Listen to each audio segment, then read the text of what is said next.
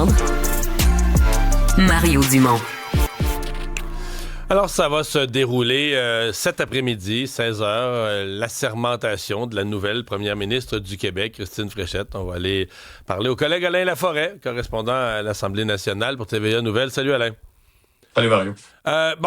C'est quand même un moment très solennel. Ça n'arrive pas tous les jours là, qu'on assermente un nouveau ou une nouvelle première ministre. Non, surtout la deuxième femme de l'histoire du Québec.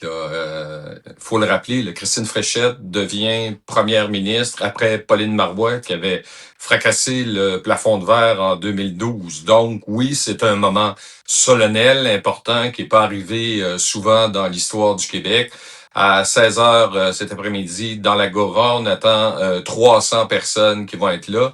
Son discours, Mario, là, essentiellement, là, on va pas faire de grandes annonces. On sera pas dans le discours de dimanche, ni dans les mots qu'on a fait. Quoique un peu, là, j'ai l'impression que ce qu'on me dit qu'elle va faire quelques attaques à l'endroit de Paul Saint-Pierre Plamondon et Charles Milliard. Mais on va être dans le plus personnel, là. Son parcours, les gens qui l'ont inspiré, bref, comment elle conçoit le fait de devenir une femme à occuper la plus haute fonction dans l'État québécois. Ça devrait durer une vingtaine de minutes. On attend 300 personnes. Quand même, donc il y a des invités d'honneur. Est-ce qu'il y aura des invités comme le gratin de la société, les présidents des grands organismes, les maires des villes, OK, toute l'affaire? Là. La seule affaire qu'on va pas voir, c'est les juges de la Cour suprême, Mario, comme c'est. Je comprends. Avec leur manteau d'hermine. C'est ça. Parce que là, hier, François Legault a fait l'espèce de passation des pouvoirs. Est-ce qu'il sera présent quand même à l'assermentation? Parce que lui, en fait, là, c'est sa véritable sortie. Techniquement, théoriquement, il est premier ministre du Québec jusqu'à la seconde où Mme Fréchette prête serment. Là. Oui. Je peux pas te le dire, Mario. En principe, j'ai l'impression que le témoin était passé hier. Est-ce qu'il va être dans la salle en tant que député? Là, c'est le député de l'Assomption. Mais on me dit qu'il ne participera plus maintenant aux activités de caucus. Là. Donc, faut pas l'oublier. Là. Ce soir, c'est le premier caucus de Christine Fréchette, après ce qu'on a vécu en fin de semaine. Le député de l'Assomption, François Legault, n'y sera pas. Je sais pas, là, je peux pas t'affirmer qu'il sera pas là cet après-midi à 16h, mais ce qui est certain, je peux te dire qu'il sera pas au caucus à 18h30 ce soir. Non, le caucus, oublie ça. Là, moi, on m'a dit que François Legault ne sera plus là parce qu'évidemment, il viendrait jeter un peu d'ombre, les gens sont là. Puis là, on est dans l'épisode de recoller ce qui s'est passé dimanche. Bernard Drainville n'a pas encore parlé, s'est rallié, écrit sur les réseaux sociaux américains. Simon Jolin-Barrette, la même chose, a donné son appui. Eux seront-ils là? Ouais, moi j'ai l'impression qu'ils vont être là. Là, on va envoyer le signal. D'ailleurs, les discussions ont eu lieu. Là. Bernard Drainville a été rencontré, discussion d'une heure. Il a parlé de ce qu'il voulait, puis on le sait, il s'en cache pas. Là.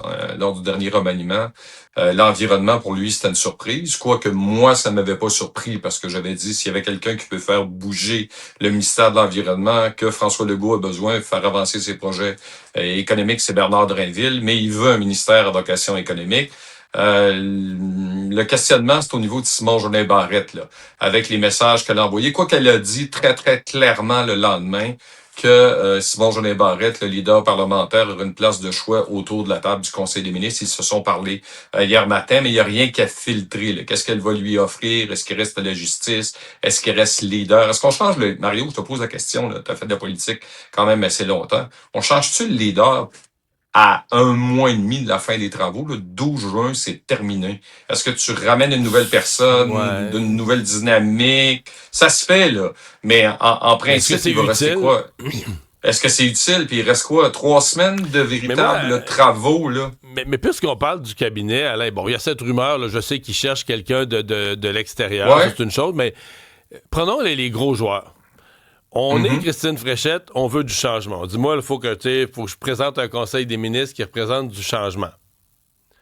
Est-ce qu'on a perdu la communication avec Alain? Oui, je pense que la communication est plus que perdue. Il n'y a pas de service au numéro que vous avez composé. Complètement, c'est mort, passé au noir. Non, en fait, j'allais soulever la question. C'est peut-être plus une question.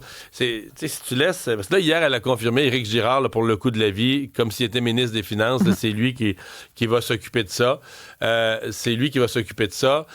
la santé, à l'éducation. Ben, tu dis à la santé, est-ce que ça vaut la peine? On laisse Sonia Bélanger. À l'éducation, Sonia Lebel a l'air heureuse. Ouais. Mais tu sais, parce que si tu changes pas, finances, éducation, santé, c'est les 3/4 du budget du Québec qui est géré par les mêmes personnes.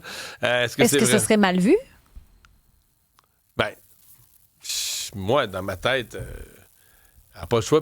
Mais je ne sais pas ce qu'elle va faire. Parce que, comme mettons, à la santé, en même temps, Sonia Bélanger, elle vient juste d'arriver parce qu'elle a ramassé la démission de Christian Dubé. Fait que si tu changes, est-ce que tu changes pour changer puis ça vaut pas la peine? Puis si tu changes pas, est-ce que tu te fais dire, ben là, c'est le même conseil, c'est le même monde, c'est le même cabinet, c'est le même conseil des ministres, il n'y a rien qui a changé. Parce que même Lionel Carman, est-ce qu'il pourrait avoir une place? Ouais, je pense qu'elle va le ramener. Mais il y en a qui me voyaient comme ministre de la Santé, je serais bien surpris. L'autre de question ça. par rapport à Simon Jolin Barrette, ça reste quand même une tête importante, mais comme il s'est rangé. Non, c'est sûr qu'il va être ministre important. Là. C'est un des personnages les plus importants de la CAQ, même s'il a appuyé Bernard Drinville, c'est sûr qu'il va être ministre.